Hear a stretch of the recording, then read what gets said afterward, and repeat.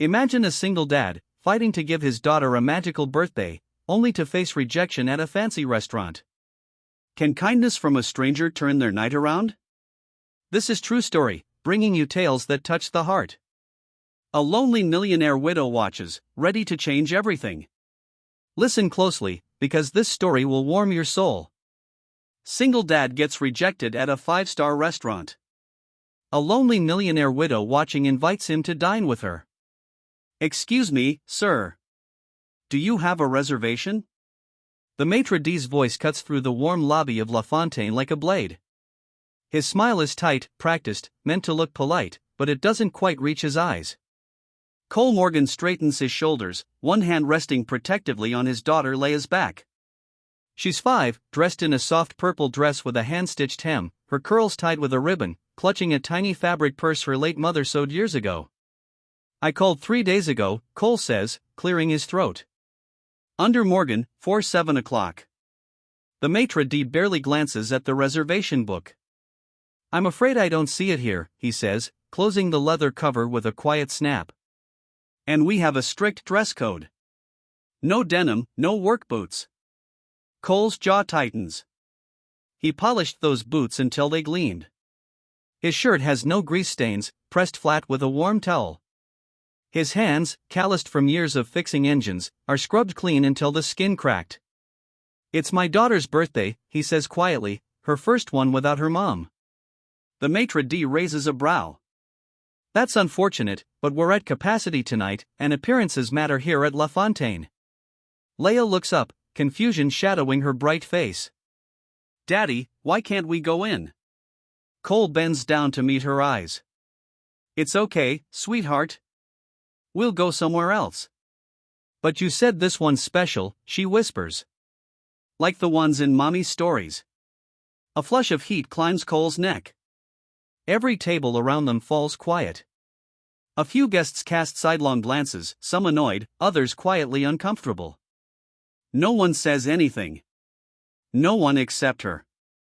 What happens when a stranger steps in to save a little girl's birthday? Stay with True Story to find out. "I believe you're mistaken," comes a calm voice from a nearby table. "This gentleman and his daughter are my guests." Cole turns to see a woman rise from a corner table by the window. She wears an elegant yet understated dress, deep green like pine needles, her dark hair swept into a loose shine. She moves with the kind of grace that comes not from money alone, but from surviving something. The maitre d' stiffens. "Miss Davenport, do you really want to make this a conversation in front of all your guests?" Her tone doesn't waver, but there's steel beneath it. "Because I will, and I will speak very clearly." The maitre d' swallows. "Of course not. If they're with you, right this way." Cole hesitates. But Ava steps forward, offering her hand, not with pity, but with purpose. "I have a table for 3, if you'd do me the honor of joining me." Leia looks at her father, wide-eyed. Cole doesn't move. "Please," Ava says again, her voice lower now. This night means something to her. Don't let it end like this. Cole finally takes her hand. "Thank you," he says, barely more than a whisper. They follow her to the table, Leia skipping slightly as the promise of magic returns to her step. Ava pulls out a chair for the little girl herself and asks the waiter for a children's menu and a Shirley Temple with extra cherries. "Is this a fairy tale restaurant, Daddy?" Leia whispers, eyes dancing under the chandelier. Cole looks at Ava, who smiles softly across the table. "Maybe it is now, sweetheart." The soft clinking of cutlery fills the space as the waiter pours water into 3 crystal glasses.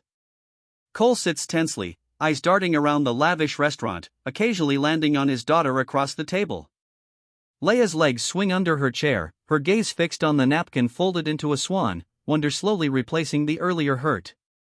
Ava observes quietly, her fingers circling her wineglass.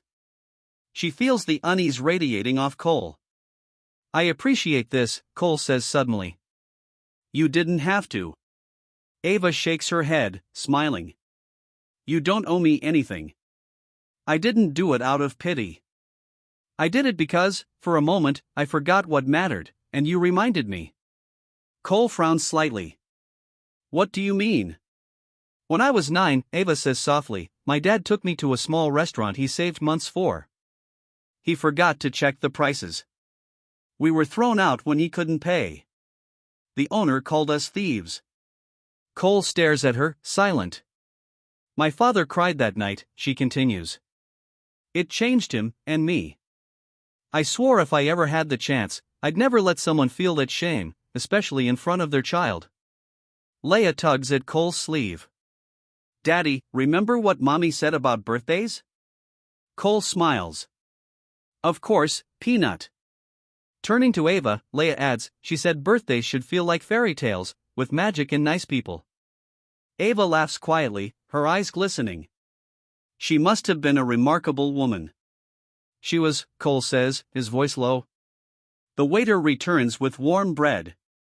As Leia reaches for a piece, her water glass tips. The spill spreads quickly. Oh no, she gasps. Without hesitation, Cole kneels beside her, blotting the mess with his napkin. It's okay, sweetheart. Accidents happen. Leia looks uncertain. Cole smiles. Even princesses spill things, and they get forgiven because they're loved. Ava feels a quiet ache form in her chest. The tenderness in his voice, the way he turns an accident into reassurance, it touches something long dormant in her. As they continue eating, the mood warms. Cole talks about his garage job. Leia jumps in, proud to explain how she helps organize tools. Ava listens, engaged, smiling. After the main course, Ava signals the waiter. I hope you like dessert. I ordered something special. Soon, 3 plates arrive, each with a dome of orange mousse topped with candied peel. Leia gasps. It's shiny. Cole raises a brow. Looks expensive. Ava chuckles. It was my husband's favorite. He said it was sunshine on a spoon. Cole softens. Thank you for sharing that. As they taste dessert, the tension in Cole's shoulders melts. Leia giggles, happy. Ava leans back, watching them, not as an outsider, but as someone gently drawn in. Maybe, she thinks, fairy tales don't require magic. Sometimes they begin with a spilled glass of water and a father who knows how to love. It starts with the bookstore. Cole promised Leia she could pick out a birthday book, a tradition he and her mother started long before she could read. So they go to Bell and Pine Books, the cozy shop on the corner with creaky floors and a golden bell that jingles when the door opens. Leia runs straight to the children's aisle, already deep in decision-making mode, while Cole trails behind, careful not to step on scattered plushies and tiny bean bags. And then he sees her. Ava stands at a nearby shelf, thumbing through a hardcover with a thoughtful frown. She looks up, surprised, then smiles. Well, hello again. Cole nods politely. Miss Davenport? She gives a mock wince. Ava, please. Otherwise, I'll feel like I'm your accountant.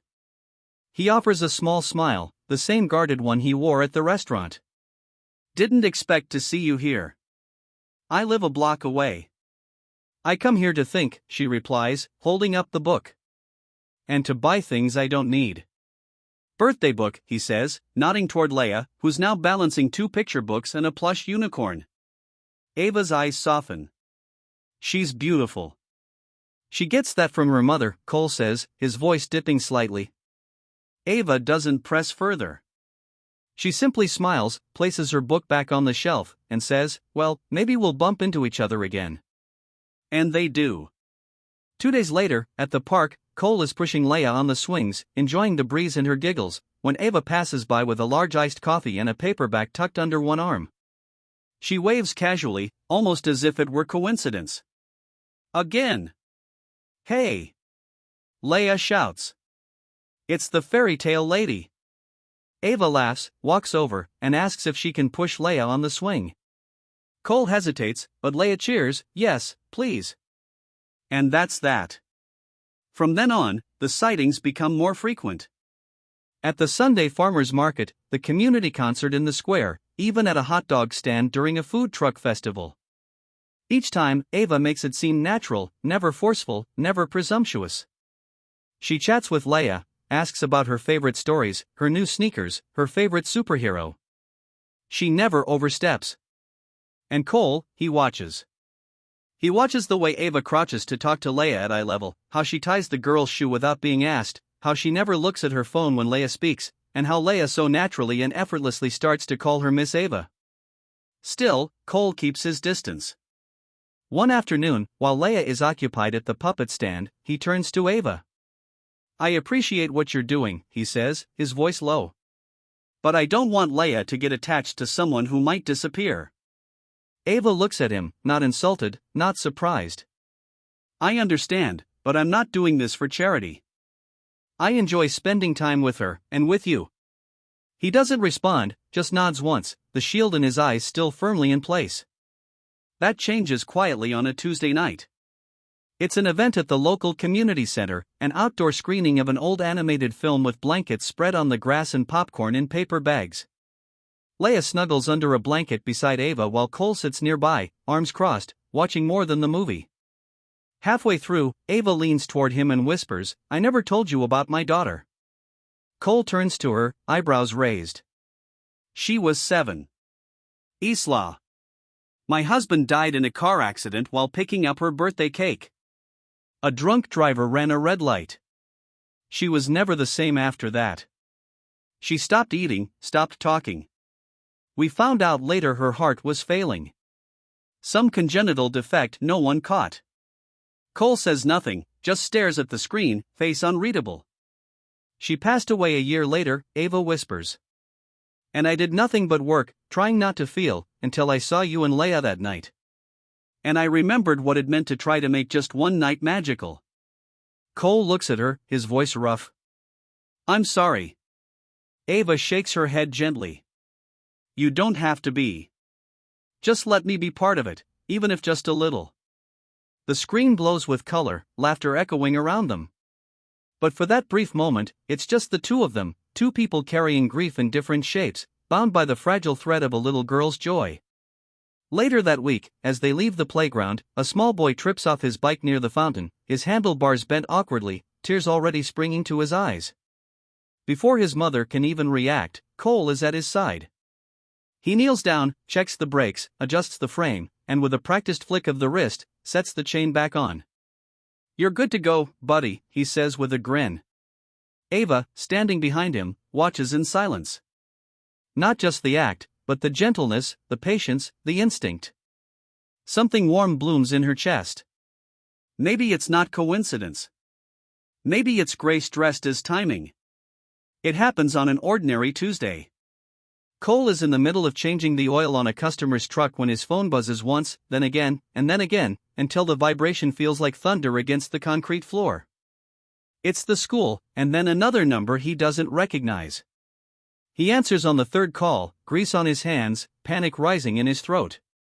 "Mr. Morgan, this is Nurse Hensley from Lakeview Elementary. Your daughter Leia collapsed during story time.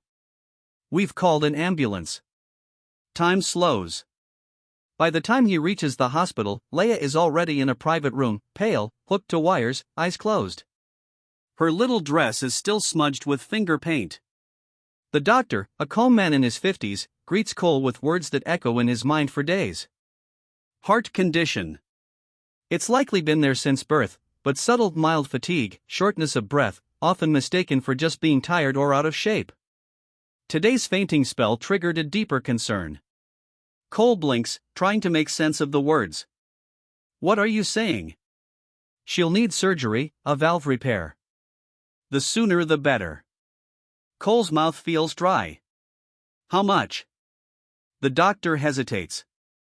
"With pre-op, post-op care, and hospitalization, it's significant." Cole nods once, then sits down before his legs give out. He doesn't ask for the exact number. He already knows it's more than he can afford. For 3 days, Cole barely leaves the hospital. He dozes in an upright chair beside Leia's bed, holding her tiny hand while machines beep and nurses come and go. He doesn't cry. Not in front of her. But each time she looks at him with those half-lidded eyes and tries to smile, something inside him cracks. Ava comes on the 4th evening, quietly holding a bouquet of soft pink tulips and a paper bag that smells faintly of cinnamon and honey. I heard, she says gently, standing in the doorway. Cole doesn't respond at first. He looks thinner, his eyes red. I'm so sorry, she says, placing the flowers in a vase on the window ledge. I brought cinnamon bread. I remember you said she liked it. Cole looks at her. Thank you, but we're fine. Ava steps back slightly. I'm not here to intrude. He nods, then turns back to Leia. She's asleep, her breaths shallow but steady. Is there anything I can do? Ava asks after a long pause. Cole's jaw tightens. Unless you've got $100,000 lying around. She flinches slightly, not from the words, but the bitterness behind them. I just wanted her to have one more storybook birthday, he whispers. Now I might not even get to see her next one. Ava stays only a few more minutes, laying the warm bread on the tray and brushing Leia's hair softly with her hand. She kisses the girl's forehead, whispers something only Leia could hear, and leaves without saying goodbye. A week passes. Cole hasn't showered properly, hasn't gone home, hasn't returned to work. He's in the hospital cafeteria sipping burnt coffee when his phone rings. The hospital's finance office. We're calling to inform you that a donor has come forward. Anonymous. The surgery will be fully covered. Cole nearly drops the phone. He asks who it is. They say the donor wishes to remain unnamed. That night, Ava comes back. This time, she brings a little book, hardbound, vintage, with gold embossed lettering on the front, a treasury of fairy tales. Leia is awake, her eyes brighter than they've been all week. She gasps at the book and begs Ava to read from it. Ava sits by her bed and opens to the first story, her voice soft but rich with feeling. Halfway through, Leia reaches for her hand and says, I saw Mommy in my dream last night. Ava pauses. You did? Leia nods. She told me someone would come, someone who would love Daddy, even if he didn't believe it yet. Ava blinks rapidly, looking down at the page, trying to remember where she left off. And she said, I'll get a new heart so I can love even more people. Cole stands in the doorway, listening. He doesn't move. Doesn't speak. But something in his eyes begins to shift, like sunlight finally touching frozen ground. The envelope sits tucked between a pile of hospital forms and medical instructions on Cole's kitchen table, buried under brochures and outdated bills. It's been 3 days since Leia's surgery was confirmed and scheduled, and Cole is finally catching up on the mess he's been too overwhelmed to face. He almost tosses the envelope aside without opening it, assuming it's another generic letter from insurance, but something about the typeface makes him pause. He slides his thumb beneath the flap and pulls out a folded document. It's a billing summary from the hospital's finance department. Nothing unusual until he sees it. At the bottom of the final page, just above the line labeled Authorized Payment Source, is a signature he's seen only once before in ink. Ava M. Davenport. Cole freezes. For a long moment, he stares at the paper as if willing it to change. The numbers, the total cost of the surgery, the itemized fees, every cent has been covered by her. He blinks, then again, but the name doesn't disappear. His chest tightens, confusion bubbling into anger. His hands shake as he reaches for his jacket. Ava is at the community greenhouse, her hands covered in soil as she repots a line of lavender plants. She looks peaceful, humming softly to herself. It's always helped her feel grounded, literally. When Cole arrives, he stands silently for a moment, watching her. Then he holds up the paper. You paid for her surgery. Ava looks up slowly, blinking through the sunlight. She doesn't speak. You paid, he says again, louder now. You went behind my back and signed your name like I'm some kind of charity case. Ava sets down the trowel. Cole, please. Did you think I wouldn't find out? That I'm too stupid or too grateful to notice? No, she says, voice steady but soft. I hoped you'd understand before it hurt. He shakes his head, stepping closer. I didn't ask for your help. I know, she says. But I gave it because I could, because she needed it. He scoffs, bitter. No, you did it because it made you feel better. Because you get to play the savior now, like it erases whatever guilt you're carrying. Ava's eyes flicker, her mouth trembling. That's not fair. Fair? He snaps. I work double shifts. I make Leia's lunch every morning. I sew the rips in her jeans. I tuck her in, and I tell her stories. And I promise her I'll find a way to take care of her. And you? You just sign a check and expect to be part of our lives like it was earned. I never wanted to replace you, Ava whispers. No, but you wanted to buy your way in. Silence falls like a curtain. Then Ava's voice, barely audible. My daughter didn't make it. I had the money. I had the doctors. I had everything. But I was too late. She was already slipping through my fingers, and no amount of love or wealth could hold her in this world. Cole stands still. I couldn't save her, Ava continues. And I live with that every single day. But I saw Leia, and I saw a second chance. Not for me, for her. For you. I did what I wished someone had done for me. Her eyes shimmer. This wasn't pity. It was grief, finding somewhere to go. Cole looks away, jaw clenched. Ava wipes her hands on her apron and picks up her purse. You can pay me back in time if that makes you feel stronger, but don't punish your daughter for the kindness you can't accept. And with that, she walks away. She doesn't wait for a response, her shoulders straight, head high, but tears roll silently down her cheeks. Cole stands frozen amid the scent of lavender and broken pride. That night, Leia is sitting on the floor with a small notebook in her lap, her mother's old journal. It's filled with blank pages, but Leia has started drawing in it since the surgery. She calls it her new heart book. Cole is on the couch, staring at the same document, crumpled now in his hands. His jaw has softened, but his heart still wars between pride and shame. Leia stands, walks quietly over to him, and places a torn-out page in his lap. It's a drawing, a little family, a man with rough hands, a little girl with curly hair, and a woman with long dark hair in a green dress, standing together beneath a sky of stars. The woman's hand rests gently on the man's shoulder. Cole stares at it. She was in my dream again, Leia says softly. Mommy. She said we're allowed to love more than one person. He looks at his daughter, then at the drawing again. Maybe the fairy tale isn't perfect.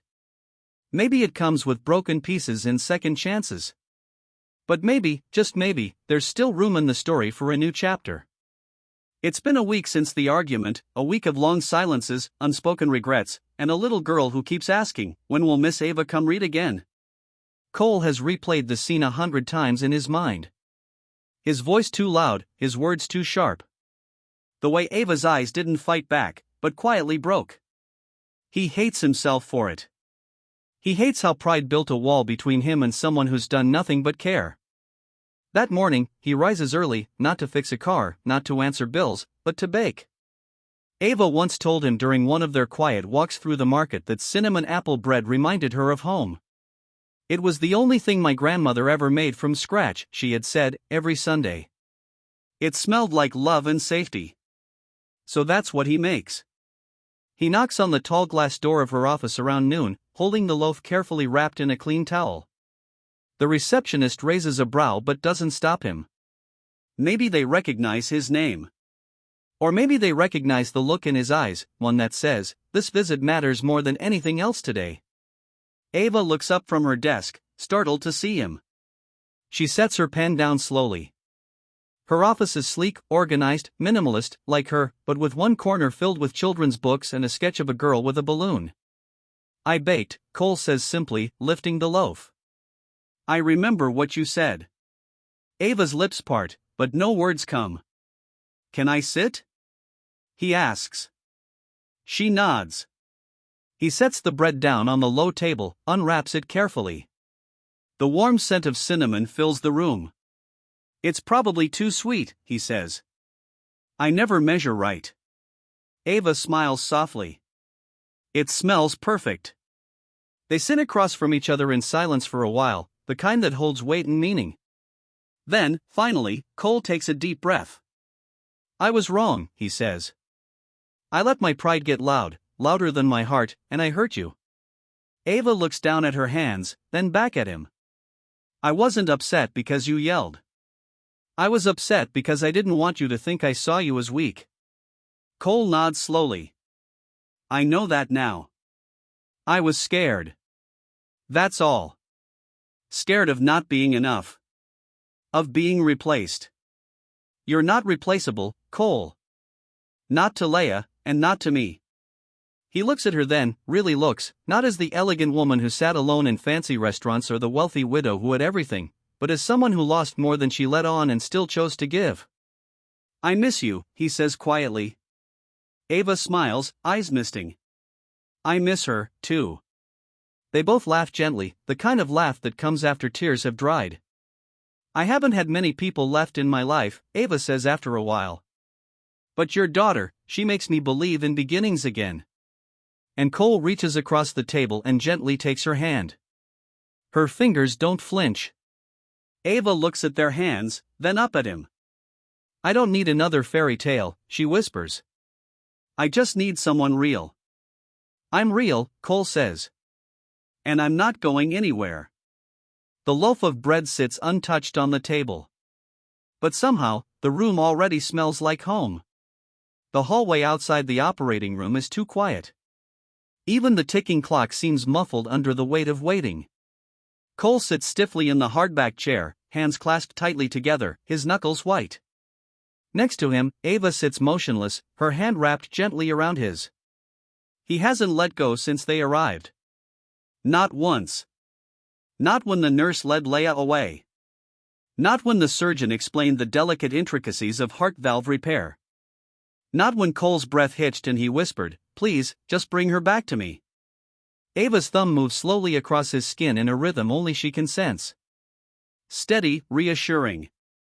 She knows that rhythm.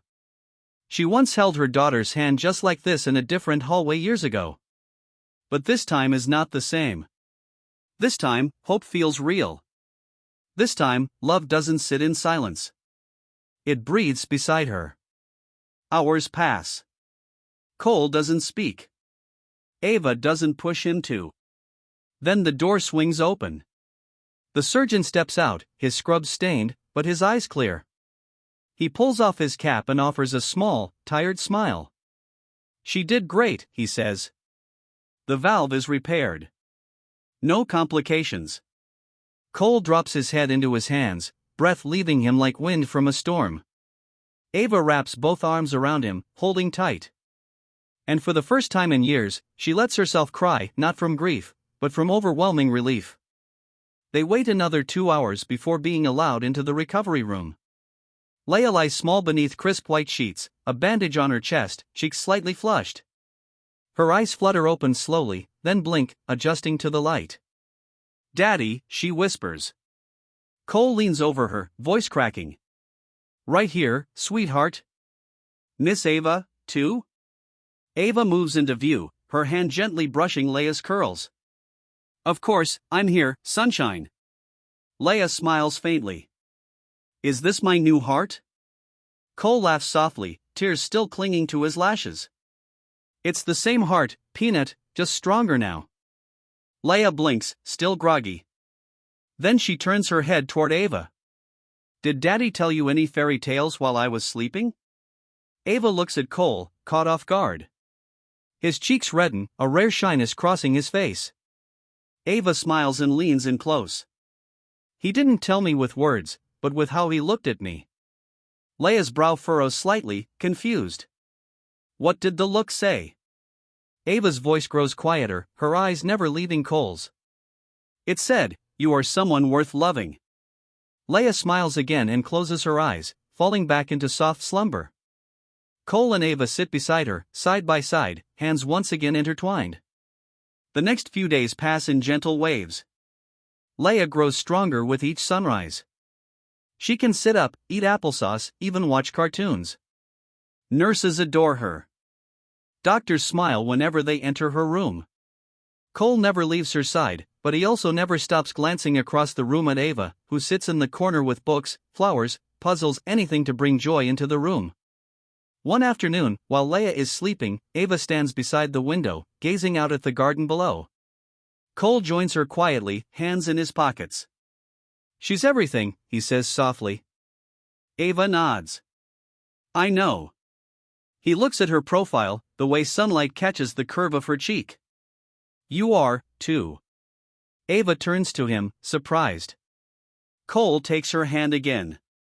"I've spent so long being afraid to need someone. I thought love made you weak. But you showed me it makes you brave." Ava blinks slowly, emotion welling. "You didn't just help Leia," he continues. "You reminded me that I'm not alone, that I don't have to be."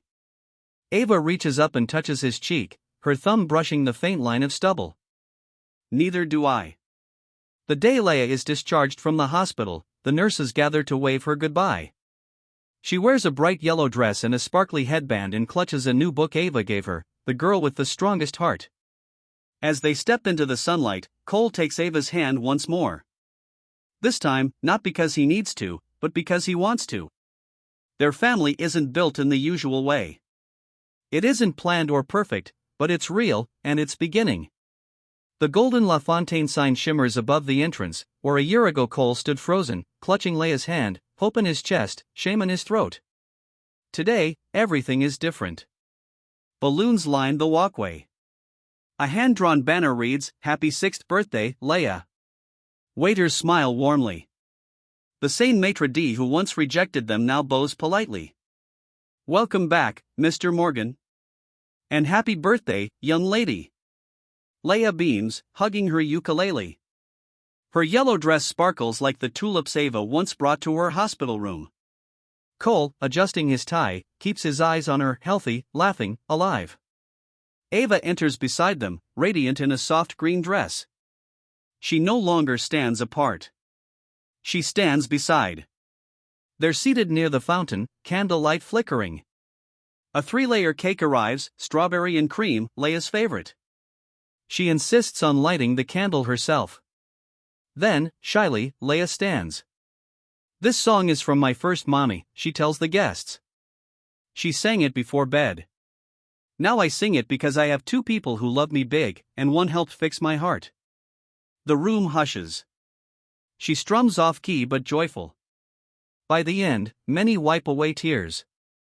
Cole reaches beneath the table, squeezes Ava's hand. She leans into him, eyes glistening. Their home sits nestled in ivy and wildflowers. The backyard is filled with tulips and a wooden swing Cole built. Inside, laughter echoes.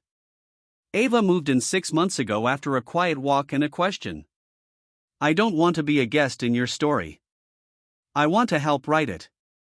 She painted walls, planted marigolds, and built something with them, not from wealth, but from memory and hope. And with the money once guarded in trusts, Ava created the Isla Heart Fund, a scholarship and medical grant for children with heart disease, named after her daughter. No press release, just a quiet letter sent to local hospitals. Powerful, like Ava herself. "Helping one child," she said, "feels like letting Isla breathe again." That evening, after the guests leave, the 3 walk to the park. The sky glows in soft amber. They kick off their shoes and sit on a wooden bench beneath tall oaks. Leia plucks at her ukulele, humming something like a lullaby. Ava leans against Cole's shoulder. He shifts gently toward her, steady. "She's growing fast," Ava whispers. "Faster than I'm ready for." She looks at their joined hands, strong, scarred, and smiles. "You brought magic into our lives, but not the kind with spells, just by standing up when you could have walked away, by believing we were worth staying for." Cole blinks, one tear slipping down. "Thank you," he says, "for bringing a fairy tale to a place I thought only had hard days." Beside them, Leia's song floats like a ribbon in the air. And as night falls, Ava holds on to the man who once doubted his worth and the girl who gave her a reason to hope again. Because fairy tales don't need magic. Only someone brave enough to believe. Everyone deserves one night to feel like a princess. If this story warmed your heart and reminded you that love can bloom even from the deepest grief, please take a moment to like and share it with someone who believes in second chances. And for more tales that touch your soul and stay with you long after the screen fades to black, don't forget to subscribe to True Story. We bring you emotional journeys, heartwarming moments, and unforgettable characters every week. Because sometimes, the most beautiful fairy tales are the ones that happen in real life.